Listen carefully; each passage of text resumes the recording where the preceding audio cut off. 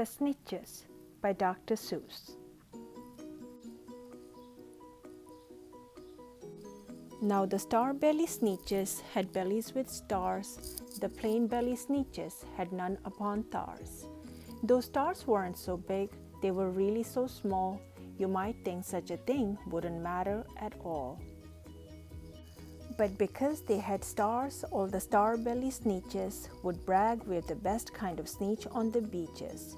With their snoots in the air, they would sniff and they would snort, will have nothing to do with the plain-belly sort. And whenever they met some, when they were out walking, they would hike right on past them without even talking.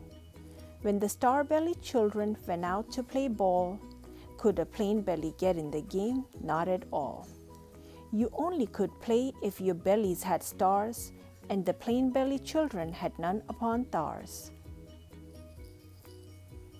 When the star-belly Sneetches had frankfurter roast, or picnics or parties or marshmallow toasts, they never invited the plain-belly Sneetches, they left them out cold in the dark of the beaches.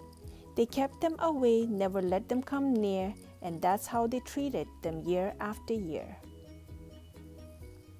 Then one day it seems while the plain-belly Sneetches were moping and doping alone on the beaches, just sitting there wishing their bellies had stars, a stranger zipped up in the strangest of cars.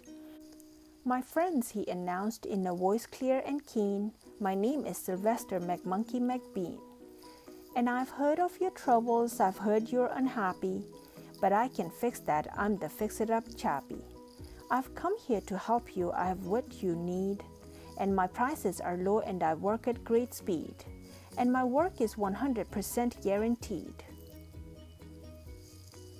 Then quickly Sylvester McMonkey McBean put together a very peculiar machine, and he said, "You want stars like a star-belly Sneetch? My friends, you can have them for $3 each. Just pay me your money and hop right aboard." So they clambered inside, then the big machine roared. And it clanked and it bonked and it jerked and it burked and it bopped them about, but the thing really worked. When the plain-belly Sneetches popped out they had stars, they actually did, they had stars upon stars.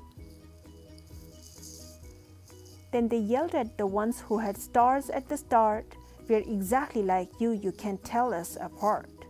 We're all just the same now, you snooty old smarties, and now we can go to your frankfurter parties." "Good grief," groaned the ones who had stars at the first, "we're still the best Sneetches and they are the worst.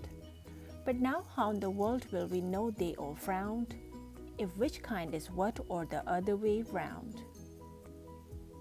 Then up came McBean with a very sly wink, and he said, "Things are not quite as bad as you think. So you don't know who's who, that is perfectly true. But come with me, friends, do you know what I'll do? I'll make you again the best Sneetches on beaches, and all it will cost you is $10 eaches." "Belly stars are no longer in style," said McBean. "What you need is a trip through my star-off machine. This wondrous contraption will take off your stars, so you won't look like Sneetches who have them on stars. And that handy machine, working very precisely, removed all the stars from their tummies quite nicely." Then with snoots in the air they paraded about, and they opened their beaks and they let out a shout. "We know who is who now, there isn't a doubt. The best kind of Sneetches are Sneetches without." Then of course those with stars all got frightfully mad. To be wearing a star now was frightfully bad. Then of course old Sylvester McMonkey McBean invited them into his star-off machine. Then of course from then on, as you probably guessed, things really got into a horrible mess. All the rest of that day on those wild screaming beaches, the fix-it-up chappie kept fixing up Sneetches. Off again, on again, in again, out again, through the machines they raced round and about again. Changing their stars every minute or two, they kept paying money, they kept running through, until neither the plain nor the star-bellies knew whether this one was that one or that one was this one, or which one was what one or what one was who. Then, when every last cent of their money was spent, the fix-it-up chappie packed up and he went. And he laughed as he drove in his car up the beach. They never will learn, no, you can't teach a Sneetch. But McBean was quite wrong. I'm quite happy to say that the Sneetches got really quite smart on that day. The day they decided that Sneetches are Sneetches and no kind of Sneetch is the best on the beaches. That day all the Sneetches forgot about stars and whether they had won or not upon stars. The end.